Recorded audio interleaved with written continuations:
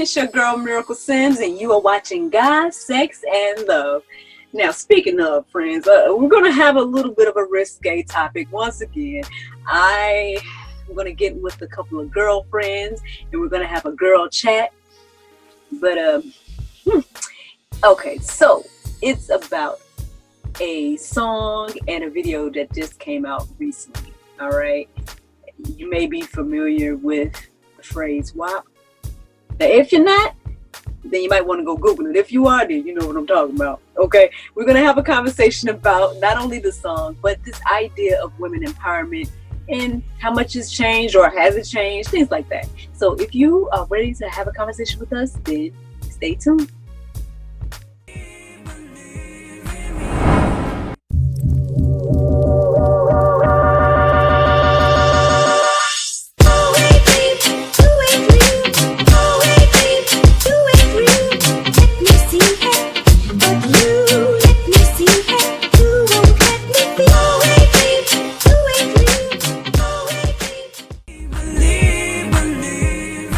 Welcome back to God, Sex, and Love. I have two lovely ladies joining me right now for a conversation about this controversial topic.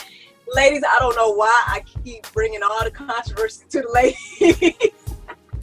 But anywho, first let me welcome for the first time Miss Melbury Witherspoon. Hi, Miss Mel. How are you? Hello. How are you ladies doing?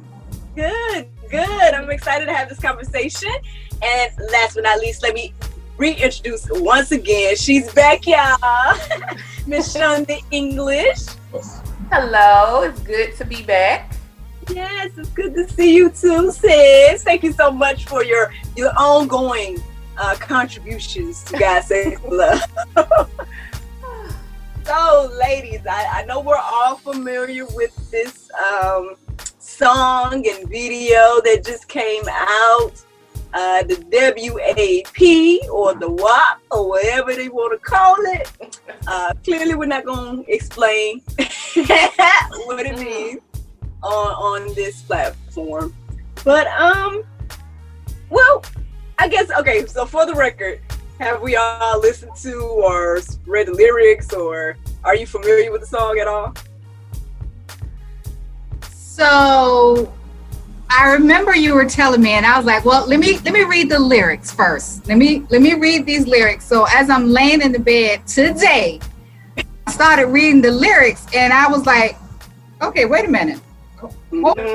Stop, pump my brakes. I said, Mel, you have got to go see the video. Because I'm like, I got to see the video and see what exactly we talking about. I'm reading it, but I'm like, this can't be true.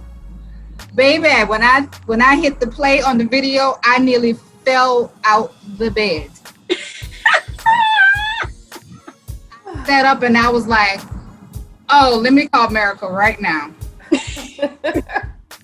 Because you have got to see the video in order to you read it, I read it, but then when I saw the video, it was just like, okay, pick your head up, close your mouth, because I'm literally was like in awe with the lyrics. So that was my first impression, was today laying in the bed. I have not brought myself to hear all of the song, nor have I brought myself to watch all of the video. What I've seen is enough.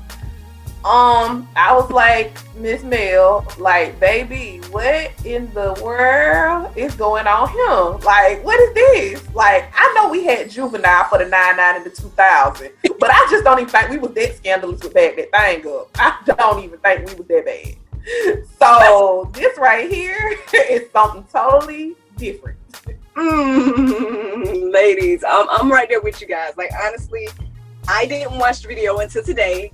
My husband was like, you know, you're going to be talking about it, you might as well watch it, X, Y, and Z. And I get that. So I was like, fine, I'll watch it. You know, I had a good understanding already of what it was going to be. But, because I read the lyrics as well. But I went ahead and watched it. And, yeah, I mean, it's just there. You know what I mean? It's all the way out there.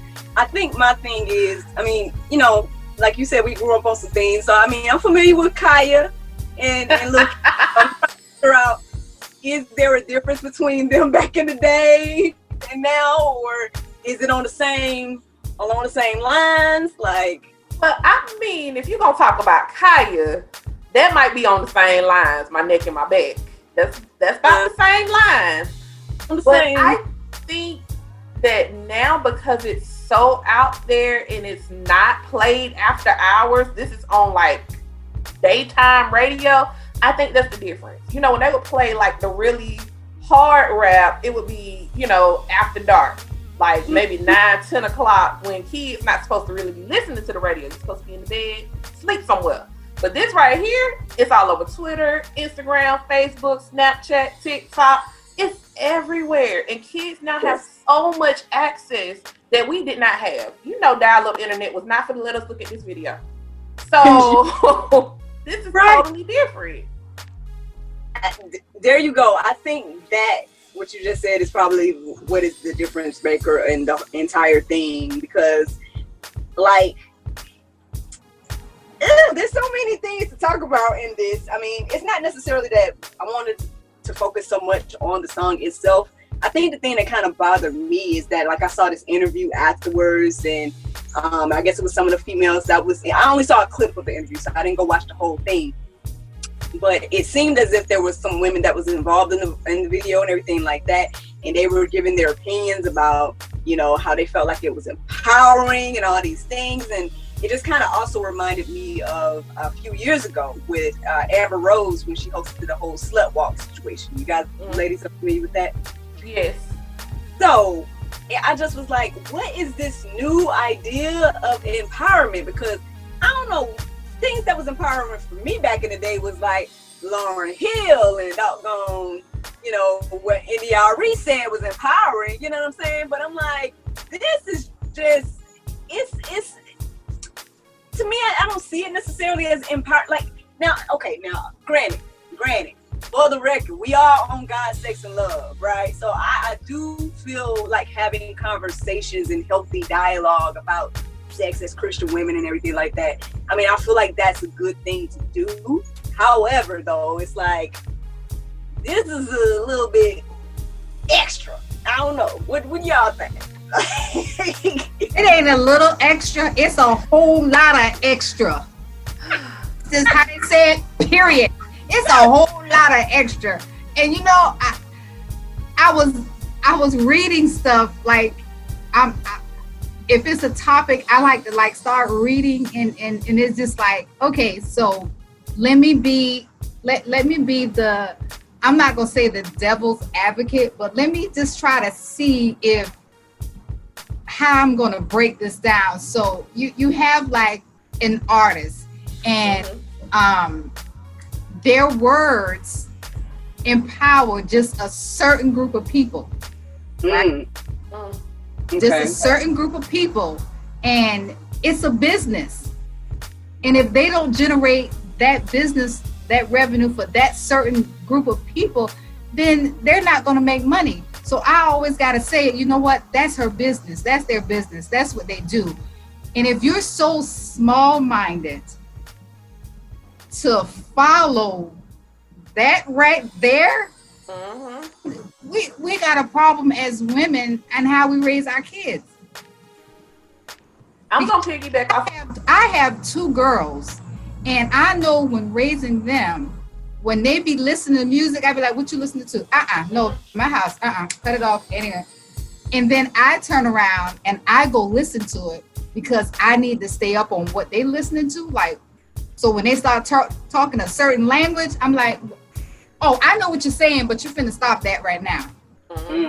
So it's just, I look at it like, okay, well, she's been there, she's done that, but she's not doing that now. So she's got these lyrics going on, and small-minded people are following her, but she's not doing that anymore. She's married with kid, with house, making her money. She's not doing that no more. So why are y'all sitting here following her? Because you're not going to get there.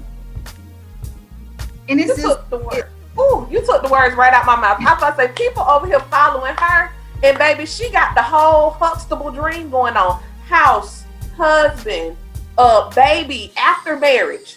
Please keep in mind with Miss Cardi, she got married first, then she got pregnant. So, and she even said herself that she admires her mother, who's been married to her father for over 2 decades and who taught them to get married before you have kids. So she might be representing all this stuff in the lyrics, and she might have had that ratchet lifestyle. That's why I wore my shirt today that says ratchetdemic.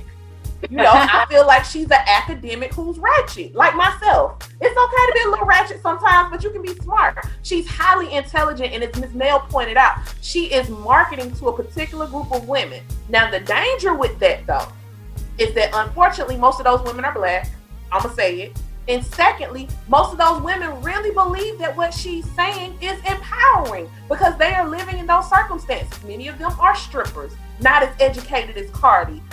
Feel like, oh, if I keep on being on this pole for long enough, I can have the lifestyle Cardi has. No, boo. Not if you keep dropping 10 and 11 kids and have 12 baby daddies. No, ma'am. That's not how that works. So it's unfortunate that artists like herself and other male artists too will broadcast and glorify this hood ratchet lifestyle, but they send their kids to private school while your little baby being locked up for selling drugs that they done preached about. Y'all, I mean, what more is there to say? Like that is it right there. And honestly, like as I watched the video, you know, okay, everybody knows Cardi's story to a certain extent, right? You know, and honestly, it seemed as if she had like the Cinderella lifestyle in regards to I was this and now I've blossomed into this, right? But even as I watched the video, I just felt sad because I just was like, even if you got out of this lifestyle that you was in, it's like you're still in it with the music that you put out, you're still in it with the way you're dancing, you're still in it with all the things that you're doing. And again, I mean, it could just be the entertainment aspect and just promoting it because, you know, that's her niche or whatever. But I mean, I feel like it would be more, her story could be more powerful if it was like, okay, and I've changed my life, see how much I've changed, versus, hey, I'm doing the same stuff, I'm just making more money. Girl, it's a business. It is literally, you know what, an artist knows it's important to not just lead, but they're encouraging that certain group of people. So it's almost like when you go to church, you have a pastor, and he is led to teach, to encourage you, to make sure you're doing the right thing. Well, in business, her business, she's encouraging them to do that. I'm not going to even say, you know, it's just the encouragement on her side.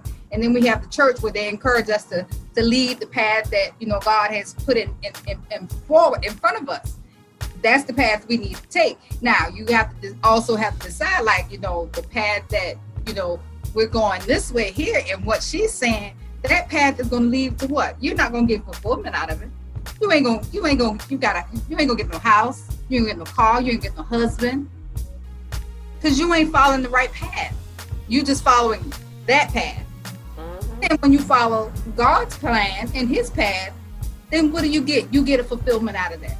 You get something at the end of that because you're following it and you're doing what you're supposed to do. It's simple, and that's just the bottom line. And I think going back to the whole idea of liberation, which was what the point of this whole thing was, so to speak. I'm not saying that we back in the dark ages, that women shouldn't express what it is that they want sexually or whatever. But there's a time and place for everything. And I think that for me, what took me so aback was the fact that it was just so vulgar. Like, it was nothing. It was just like, it's right out there. You know what I'm saying? Like, it was no finesse to it. It was no, you know, beat around the bush with it. And I'm all for getting straight to the point. But that right there, please warm me up first. Don't just throw hot soup on me. Let me get a little warm up. This was too much for me. And I'm very much so to the point and direct when I talk about sex. But babe, even I was over here blushing like, oh, girl, I don't know about all this. No. It's a bit much. So I think we can be liberated and classy. You can tell your husband, spouse, you know, because that's what you're supposed to be doing it with, is your husband and your spouse. But your significant other, what you want sexually without being vulgar. I just think it's a fine line. But I will say on her behalf, and she stated this before, but I think as a celebrity, you really can't not be. She said multiple times, I'm not a role model. If your daughter's following me, then you're the problem. And I actually agree with that statement. If you are allowing your daughters of any age to think that this is okay and that this is an okay role model, and you're running around here using her as your role model, there is a problem. There's a huge problem. Y'all, it's like we get on this subject every time, how important it is as parents to lead and guide your children. I mean, I don't know why this keeps being the thing on God, Sex, and Love, but obviously, yeah, parents, we need to be, I just know, listen, shoot, I don't even know if I would have been allowed to even listen to none of that growing up in our house, you know, so it is a little bit out there. And so I guess my other question too is, because, you know, you guys know I'm an actor, I'm a performer and things like that as well. And so I do understand the artist aspect and the art of it. But I guess I'm also wondering, like, is it art? I mean, obviously it's their art, you know. I don't know. Okay. Now, you guys know, I mean, you come from the perspective of, again, I'm an actor and everything like that. And I recently did a film that I portrayed a stripper in the film. Now, for me, there was a lot of reasons that I took the role. But one of the main reasons is because the story, it showed the other side of the coin in regards to, it didn't like glorify it. It didn't put it in a way where like, this is great, everybody, let's do it. It gave like the real nitty gritty of what happened to this girl when she got into this lifestyle, you know? And I felt like that was something that needs to be said at this time. And so that's why I decided to go ahead and do it. However, you know, even so, it's like, I don't know, it's like you said, okay, when you're having conversations with your husband, that's one thing. But when you going out and now you've made a song and broadcast it, it's like, I feel like there's a difference. You don't, I guess, don't beat yourself up, because when you look at it, it's a business. You're an artist, and that's your business. That's not your life. That's not what you're about. That's your business. I'm an actress, because if we had to base everything on the actors and the actresses, the roles that they play, then my God, we gonna hate a whole lot of people. We gonna not a whole lot of people. So you just gotta look at it like, I'm an artist. That's my business. But my real life, that's not me. And everybody knows that. Oh, she's an artist. That's her business, you know? Right. So, I mean, I guess I'm trying to figure out, is it the same in this aspect when it comes to this, I guess, with song, and like, is that just how we should look at it? Like, okay, this is just art. Like, this is what they're putting out. But I feel like it's a whole lifestyle though. I think the difference with music, and I often just like reflect back with the Bible and the power of music, Lucifer was the angel of music. So I think music holds a significant power over people. Like, think about it. If I'm sad and I listen to a happy song, my spirits get lightened. If I'm having a rough day and I told you I'm a ratchet-demic. When I work out, I listen to ratchet rap because it get me hype. I'm like, yeah, let's work out, you know? So music, I feel, has such a significant spiritual tie that it's almost very difficult to separate a musician from the art. And I think because people look at her in this sense of, as you put, her niche, so to speak. She's made other songs that are not this racy and this ratchet, but this song is generating a lot of significant attention because, as you two ladies have pointed out, it touches different people on different levels. There are some women who love this song because, as we started off this conversation with, it makes them feel like, yes, what I'm doing is okay because they said it was okay. They made this video and I feel like, oh, that's for me too. And I think that's the difference. Like, I think when I look at a movie, it can affect me, but not as much as music, because music is going in my ear. It's on repeat. You know, this gonna be one of those songs that's gonna probably be on repeat for a while, and people are going to start to like it. Because I know with music, sometimes I hear a song and I'm like, oh, I hate that song. Then after V103 done forced me to hear it 25 times, I'm like, okay, I like it. It's cool. You know, so music is different. I think music really holds a different type of stronghold versus a film or a movie, because we hear it and it's everywhere all the time. And unfortunately, I'm even going to say, I don't think she really even cared that much for this song. Because if you noticed her expression in the interview, she seemed to kind of like have her head down. Because I think as she matures, she's going to realize that she is influential and that what she does have a significant impact on what other young ladies will do. And she's the mother of a daughter now. So these are things that are going to come back in different ways if not careful. Yep. Like I said, it's a business. And if you got somebody on the other end, like, yo, you got to do this. You got to write this. You got to sing this song. You got to sing this song. And I'm pretty sure she probably looked at it and was like, okay, let me go ahead and do it. And they probably didn't even realize that it was going to blow up like it did. But there's a certain group of people that like that. I like the beat now. I'm going to tell you that beat, I like. The words, they can just take them away. But the beat, I like the beat. And I'm a beat person. So I like, it could be, like you said, it could be a ratchet song. But if I hear that beat, okay, I got the beat, because I ain't trying to remember the words. I ain't trying to repeat the words. I'm just doing the beats because I'm working out. Like, okay, I'm not going to repeat it. But it's just, yeah. So. And so again, I watched the video and everything like that, and I feel like, okay, because I was trying to have a conversation with my husband afterwards, like, okay, so what did you think of the video? He didn't find it appealing. Yeah, I would like to know, how do men feel about that video? They probably liked it and they don't want to admit it. I asked him, I was like, keep it real. Do you like, did it turn you on? Like, keep it real, all the way real. He was like, for him, it didn't, for him, it was too vulgar. That's what he was saying to me. Oh, he's such a good guy. My husband would have been up there slobbing and, oh yeah, you should try them dance moves. See, you got a good one. Mine don't care. So I'm gonna have to watch this video with him. Like, he probably done seen it 5 times and ain't told me. Oh. Do you think, like, when a man hears that, like, is that going to be somebody? Oh, that's going to be somebody I'm gonna marry right there. I'm gonna marry this type of girl right here. I don't think so. My husband said no, but I mean, he's one man. Obviously, she's married. So, well, Cardi B is. I don't know what Miss Meg Thee Stallion is doing regarding her dating life, but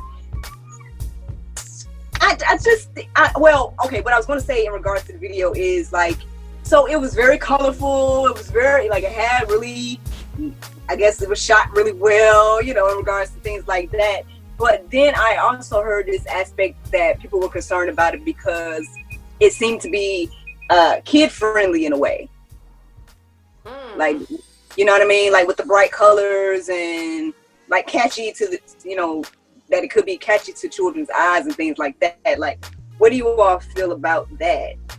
Well, I mean, that's her target audience. Is young, I won't say adolescent, but young maturing women. Like, I'm thinking high school, college age.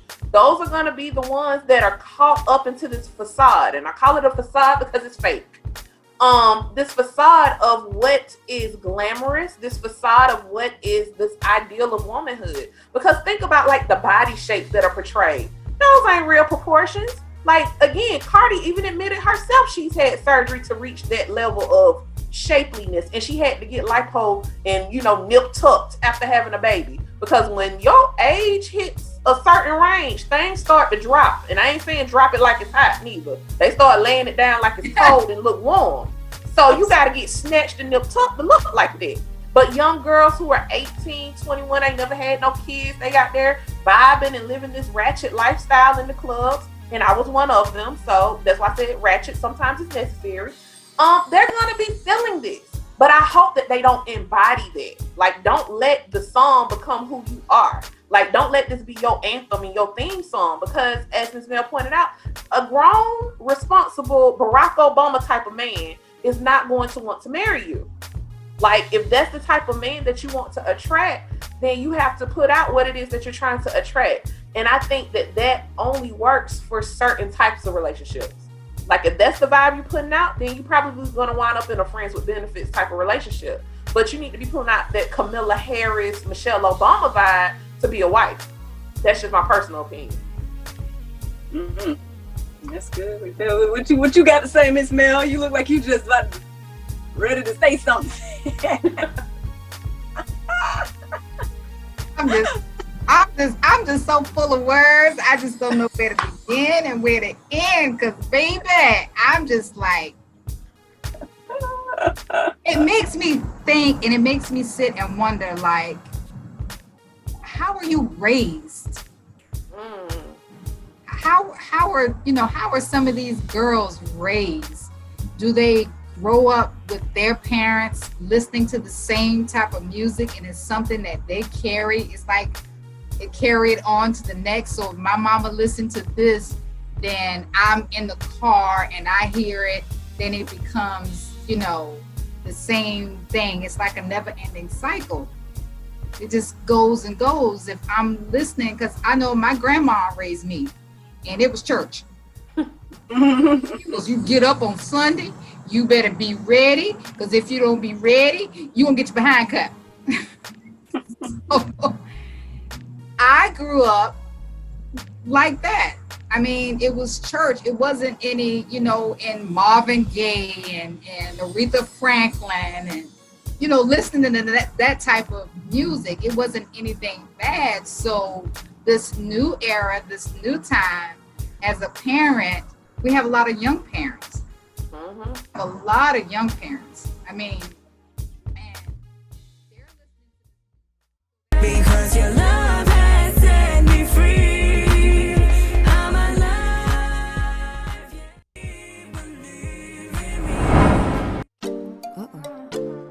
There's no time to get my nails done. Oh, I know. I went to unwindselfcare.com and got my 100% nail polish strips. Thanks, Unwind Self-Care.